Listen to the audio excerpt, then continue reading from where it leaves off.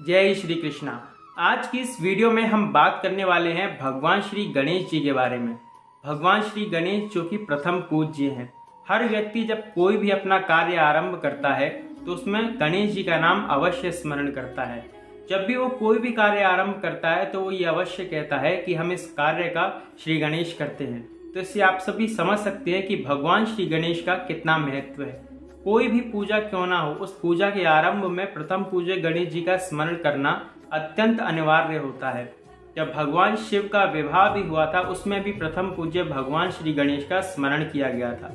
अब आप सभी लोग ये कहेंगे कि गणेश जी तो उस समय उत्पन्न ही नहीं हुए थे, तो फिर भगवान शिव के विवाह में गणेश जी का पूजन किस प्रकार हो सकता है। किंतु भगवान श्री गणेश अपने स्वरूप से कब प्रकट होते हैं और कब अप्रकट होते हैं, ये तो उनकी महिमा है। क्योंकि भगवान श्री शंकर के विवाह के माध्यम से गणेश जी प्रकट हुए, ये तो कथा के माध्यम से हमको पता चलता है। किंतु वास्तविक बात यह है कि भगवान श्री गणेश परब्रह्म हैं। एक स्वरूप से भगवान निराकार भी हैं, एक स्वरूप से भगवान साकार भी हैं। ओम से पंचदेव, हमारे सनातन धर्म में पंच देवों की उपासना है, तो उस पंच देवों के अंदर ही भगवान शिव आते हैं, उनकी पत्नी शक्ति आ जाती हैं, उन्हीं के पुत्र गणेश जी भी आते हैं। सूर्य उनकी जो आंख है उनका स्वरूप है, और पांचवे है भगवान विष्णु जो कि उनके आत्मा स्वरूप है। तो इस प्रकार से पंचदेव उपासना होती है। जब भगवान श्री शिव का विवाह हुआ उसमें भी गणेश जी का स्मरण इसलिए किया गया क्योंकि वो पूर्ण परब्रह्म है, और परब्रह्म का प्रकट होना अप्रकट होना ये तो उनकी इच्छा के अनुसार ही होता है। तो भगवान तो उनके माध्यम से प्रकट हुए, किंतु वो पहले से विद्यमान थे, विद्यमान हैं और आगे भी विद्यमान रहेंगे। इसी कारण से भगवान शिव के विवाह में भी भगवान श्री गणेश का पूजन हुआ था। कल्प भेद के माध्यम से भगवान श्री गणेश की उत्पत्ति हर पुराण में अलग अलग बताई गई है कल्प भेद के कारण। किंतु गणेश किसी कर्म फल जन्य शरीरधारी माता पिता के गर्भ से उत्पन्न नहीं हुए, वो तो अमैथुनी सृष्टि के द्वारा ही उत्पन्न हुए हैं। कल्प भेद में इनमें तो समानता ही रहती है। पहला कि उनका शरीर कोई प्राकृतिक प्रदत्त नहीं है, वो कर्म फल के अधीन नहीं है। हम सबका जो शरीर है वो कर्म फल के अधीन है। दूसरा, भगवान श्री गणेश जो है वो एकदंत हैं, लंबोदर हैं, ये सभी कल्पों में रहता है। भगवान श्री गणेश का जो मस्तक है वो गज के समान है, ये सभी कल्पों में पाया जाता है। भगवान श्री गणेश का प्रथम पूज्य होना, सभी देवताओं ने उनको स्वीकार किया है, ये भी सभी कल्पों में मान्य है।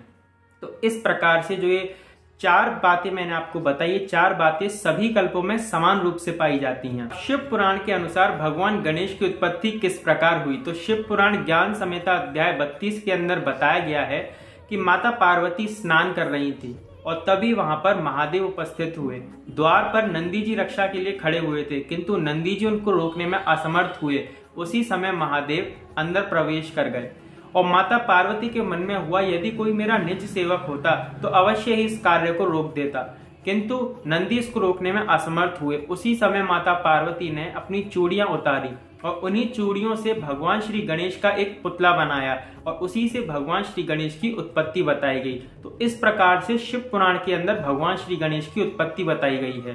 अब पद्म पुराण के अनुसार भगवान श्री गणेश की उत्पत्ति किस प्रकार हुई, तो मैंने आपको बताया कि शिव पुराण के अनुसार भगवान श्री गणेश की उत्पत्ति किस प्रकार हुई। माता ने अपनी चूड़ियां उतारी, उनसे एक पुतला बनाया और भगवान श्री गणेश की उत्पत्ति हुई।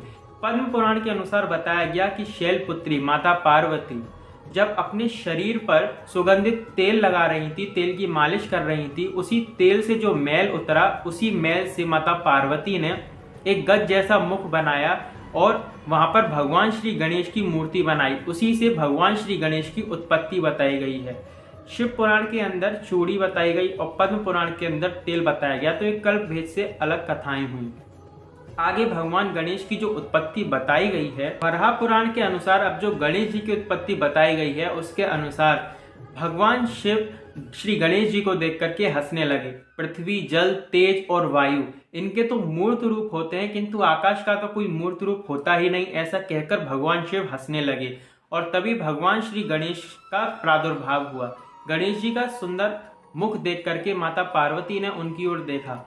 तब भगवान शिव क्रोधित हुए और उन्होंने भगवान श्री गणेश को श्राप दे दिया कि तुम्हारा मुख जो है वो गज जैसा हो जाए और तुम्हारा पेट जो है वो बहुत ही बड़ा हो जाए। तो इस प्रकार से जो है भगवान श्री गणेश का मुख गज जैसा हुआ और उनका पेट लंबा हो गया। इस पर भी भगवान श्री शंकर जी का क्रोध शांत नहीं हुआ, तो उनका जो क्रोध से पसीना निकला तो उससे कई सारे विनायक निकलने लगे।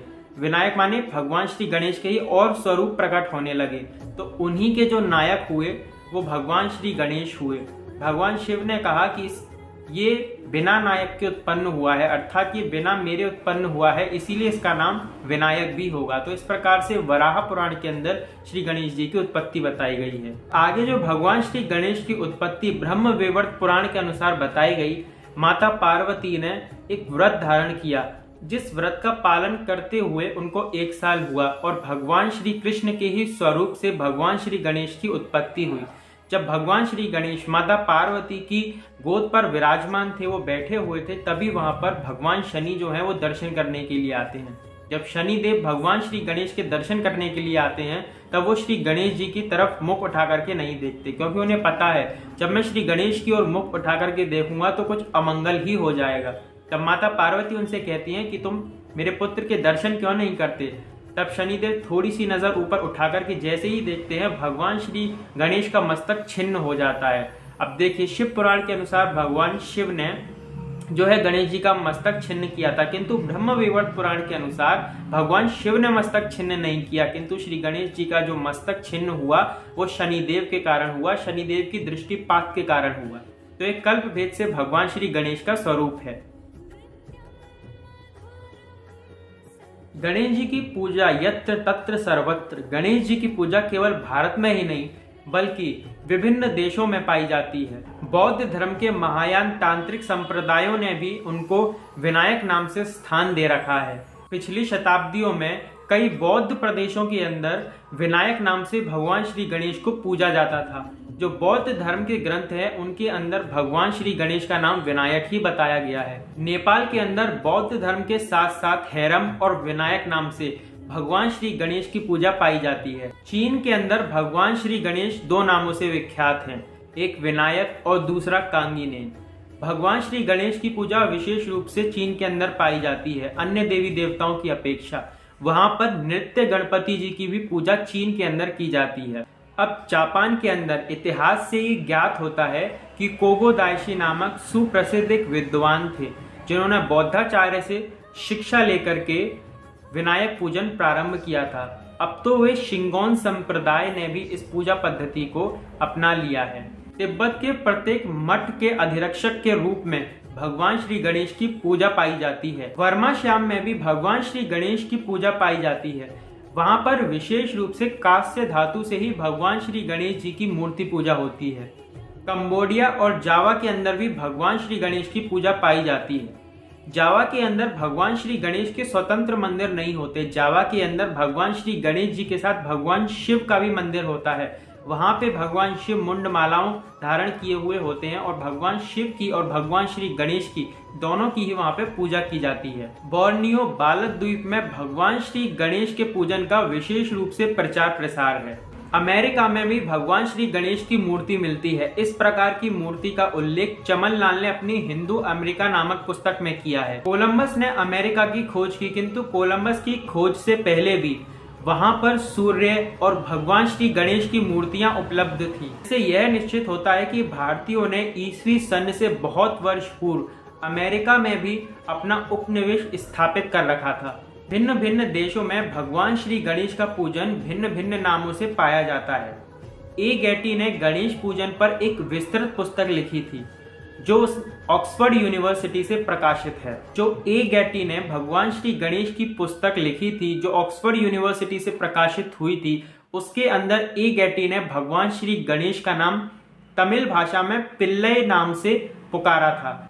भोट भाषा में सोक्स दाग नाम से भगवान श्री गणेश का नाम है। बर्मी में महापियन्ने नाम से भगवान श्री गणेश का नाम है।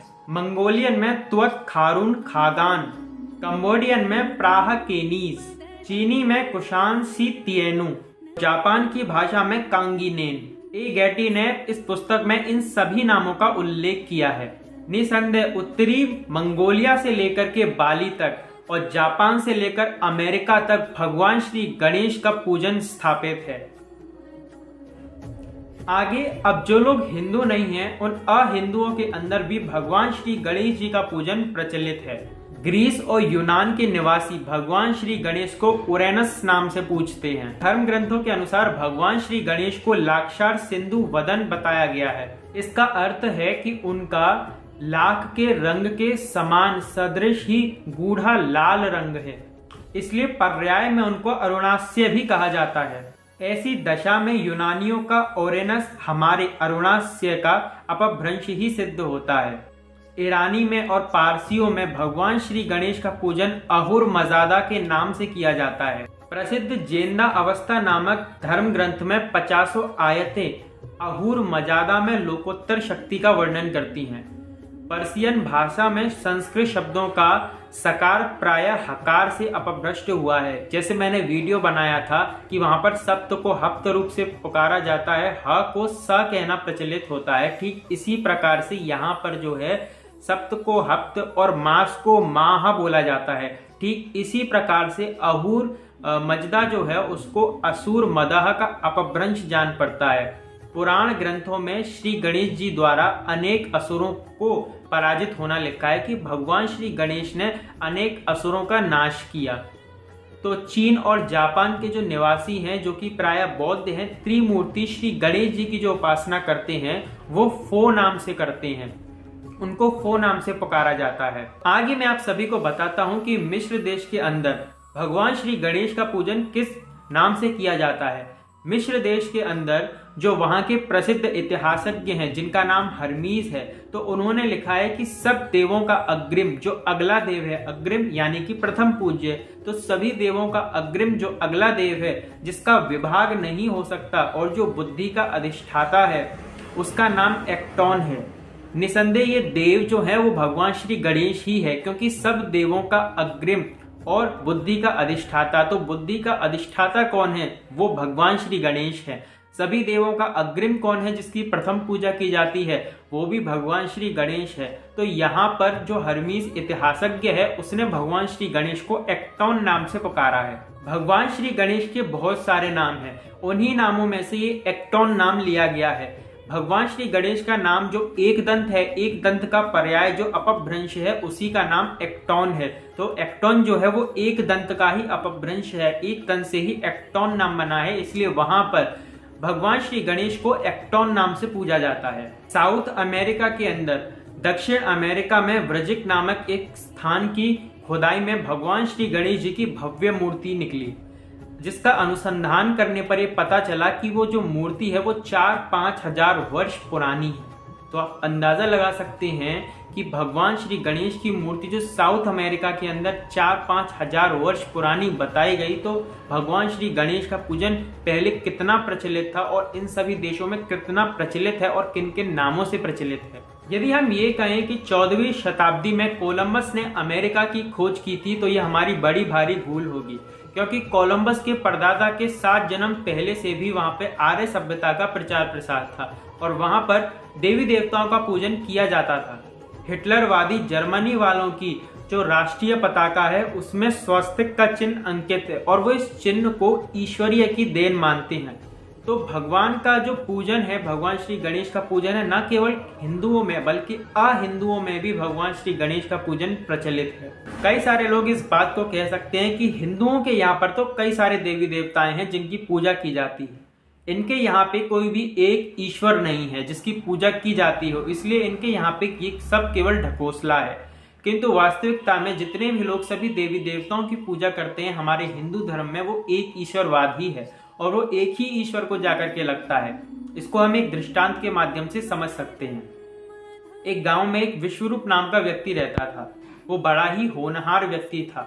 उसने संगीत की पढ़ाई की थी, इसलिए संगीत के अंदर उसको संगीताचार्य की उपाधि मिली थी। उसने डॉक्टरी की भी पढ़ाई की थी, तो उसको डॉक्टरेट ऑफ साइंस भी कहा जाता था। उसी व्यक्ति को कई सारे मल्ल जो थे, उसने मल्ल का भी बड़ा ही कुशल था और शरीर से भी हष्ट पुष्ट था, तो उसने मल्लों को भी पराजित किया था। तो उसको सभी लोग पहलवान भी कहा करते थे। कई सारे लोग उसको वैद्य भी कहा करते थे, क्योंकि उसने डॉक्टरी की पढ़ाई की थी गांव के अंदर ही। तो कई सारे लोग उसको बैरिस्टर बाबू भी कहा करते थे, क्योंकि उसने लॉ की भी पढ़ाई की थी। कई सारे लोग उसको संगीताचार्य भी कहते थे क्योंकि वो संगीत भी बहुत अच्छा जानता था। तो एक बार उसका जो मुनीम था वो उसके साथ बैठा हुआ था, वहीं से उसका पुत्र निकल करके आया और उसने कहा कि पिताजी आपको अंदर किसी ने बुलाया है। तो वो उठ करके चले गया। उसके मुनीम ने सोचा कि ये पिताजी है, इसका अर्थ है कि व्यक्ति का जो नाम है वो पिताजी है। उस मुनीम ने ये समझा कि व्यक्ति का नाम जो है वो पिताजी है। अब कोई व्यक्ति मिलने के लिए आया, उसने कहा कि मेरे को तो बैरिस्टर बाबू से काम है, मुझे बैरिस्टर साहब से मिलना है। तो उसके मुनीम ने कहा कि भाई ये तो तुम गलत जगह पर आ गए हो, क्योंकि ये बैरिस्टर का घर नहीं, ये तो पिताजी का घर है। अब वहीं पर एक दूसरा व्यक्ति मिलने के लिए आया, उसने कहा कि हमको तो संगीताचार्य से मिलना है। उसने कहा कि ये भाई मैं पहले भी कह चुका हूं कि ये ना तो बैरिस्टर बाबू का घर है, ना ये संगीताचार्य का घर है, ये जो घर है ये पिताजी का घर है। अब वहीं से कुछ बच्चे मिलने के लिए आते हैं, तो वो कहते हैं कि हमको तो मल्ल से मिलना है जो पहलवान है। तो व्यक्ति कहता है यहाँ पे कोई पहलवान नहीं रहता, यहाँ पे कोई मल्ल नहीं रहता।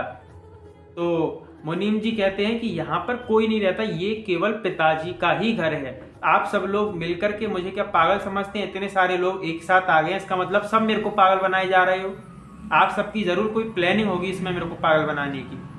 तभी अंदर से विश्वरूप निकल करके आते हैं और सभी लोग उनसे प्रणाम करते हैं। तो वो व्यक्ति समझ जाता है कि ये एक ही व्यक्ति है, किंतु इसके हुनर अलग अलग होने के कारण ही कोई लोग इसको बैरिस्टर कह रहा है, कोई व्यक्ति इसको डॉक्टर कह रहा है, कोई व्यक्ति इसको पहलवान कह रहा है। तो ठीक इसी प्रकार से तो जो ज्ञानी जन है उन लोगों ने भगवान की जो प्रणाली है, भगवान का जो रूप है, भगवान की जो लीलाएं हैं वो अलग अलग माध्यम से की गई है। उनका जो स्वरूप है वो अलग अलग है, किंतु अलग अलग स्वरूप होते हुए भी भगवान का केवल एक ही रूप है। भगवान के उस एक ही रूप के पास सारी उपासनाएं जाती हैं, सारा पूजा पाठ जाता है, जो भी हम सब करते हैं। तो नाम अलग होने से, रूप अलग होने से, लीला अलग होने से भगवान अलग नहीं होते। वस्तुतः भगवान केवल एक ही है, उस व्यक्ति की तरह जिसके अंदर सभी कलाएं विद्यमान हैं। जिस एक व्यक्ति के अंदर सभी कलाएं विद्यमान हैं, कलाएं अलग अलग विद्यमान होने के कारण ही भिन्न भिन्न प्रकार के लोग आकर के उसको अपने अनुसार, अपने गुणों के अनुसार भिन्न भिन्न नामों से जानते हैं, पुकारते हैं। ठीक उसी प्रकार से हर व्यक्ति अपने भिन्न भिन्न भावों के अनुसार ही भगवान को अपने अलग अलग रूपों में देखता है, उनकी अलग अलग लीलाओं के बारे में सुनता है। तो इस प्रकार से हिंदुओं के अंदर भी एक ईश्वरवाद ही है। तो इस वीडियो को आगे तक शेयर कीजिए और चैनल को सब्सक्राइब करना ना भूलें आगे की वीडियोस के लिए। तो हम आपको बताते रहेंगे कि किस प्रकार से सनातन धर्म के अंदर जो है भगवान की पूजा पद्धति और इसका वैज्ञानिक विवेचन आखिर क्या है। जय श्री कृष्णा। कमेंट करके अवश्य बताइए कि ये वीडियो भगवान श्री गणेश के ऊपर आपको कैसी लगी।